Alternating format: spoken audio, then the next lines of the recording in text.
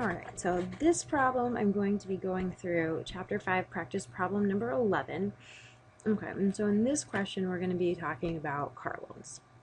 So first, what information do we need? We have Richard picking his car. It costs $10,000. He is able to put $2,000 down, and he must take out an $8,000 loan. He knows his interest is 11%, and he's going to do that for 4 years. Okay, so the other interesting part of this is that the loan interest will be is quoted an add-on rate. So that just means that no matter what he pays or how fast he pays it, he's going to pay interest on the full amount of the loan always, which makes it easier notationally or mathematically for us to calculate right now, but will end up costing him a little bit more in the end. But okay, so let's get started. So first we are asked to find the total interest on his loan. So I need to first, if I want to find the total interest on the loan, then I need to first know how much he is taking out. Alright, so I know the car that he wants costs $10,000. He is putting $2,000 down. Alright, so this is the cost minus my down payment. Alright, and this gives me a total of $8,000, right, that I am getting in a loan. Alright, so this is my loan principal. Alright, so once I've gotten that, alright, I know $8,000 is my loan principal. So now I'm going to find my total interest is equal to the principal times the interest rate times the number of years. Okay, so my principal times the interest rate times the years. Alright, so here my total interest is going to be $8,000 times my interest rate, which is 0.11, and that's multiplied by 4, the number of years I intend to take this loan out. Alright, so this is assuming I'm paying this car off in 4 years. But this will multiply to be $3,520. So that's the total amount of interest I'll pay over the course of 4 years, $3,520. Alright, so to answer part B, I now want to find the total cost. Alright, so my total cost is equal to the amount of the car plus the amount of the interest. Okay, so the cost of the car plus interest. So I know the cost of the car was $8,000 plus the $2,000 I put down, and plus my interest. My interest is in part A, $3,520. So I add these guys up, and this will give me $13,520.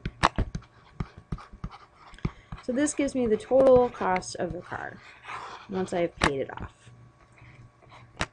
To answer part C, I want to find my monthly payment. So this is how much per month I'm going to have to pay for this car. So my monthly payment is going to be the total cost of the car minus my down payment, and divide that by 48. Alright, this is my monthly costs. Okay, so I've already paid $2,000 for this car, so my cost is $13,520 minus the $2,000 I've put down. Alright, and then adding that to $3,000, or sorry, so I have the $13,520, and I'm subtracting the $2,000 that I've already paid. And then I'm going to take that number and divide it by 48. Alright, this will give me $240. Alright, so another way to think about adding this number up is I can take the $8,000 non-down payment, the $8,000 I'm taking out in a loan, and add the $3,520 to it. Either way, okay, so if you want to simplify this to $11,520 divided by 48, that is the same thing. All right, and this, remember, the 48 just comes from the fact that this is 4 years times 12 months a year. All right, so that gives me my monthly payment. Okay, so monthly.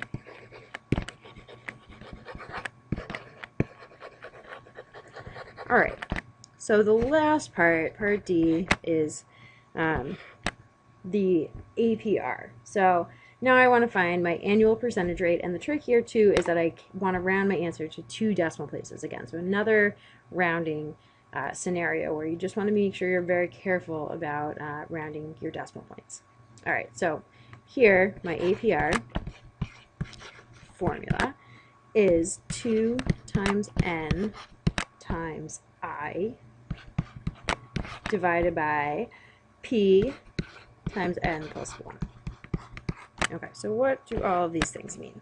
So first, in the numerator, we have n as just the number of payments per year. Okay, so the number of payments per year. And that's multiplied by the amount of interest. All right, so amount of interest. And we divide this by the principal. And this is multiplied, this n in the denominator is the number of payments. And we add 1 to that. Alright, so this is the formula we use to get APR.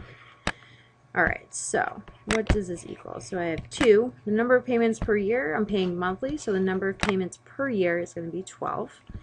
And the amount of interest I pay is 3,520. Okay, that was found in part A. Okay, so that comes from part A. The principal is $8,000. That is the amount of the loan I've taken out. And the number of payments is 48. Right, so I add my number of payments to 1. So this will give me a value of 84,480. And I'm dividing that by 392,000. Right.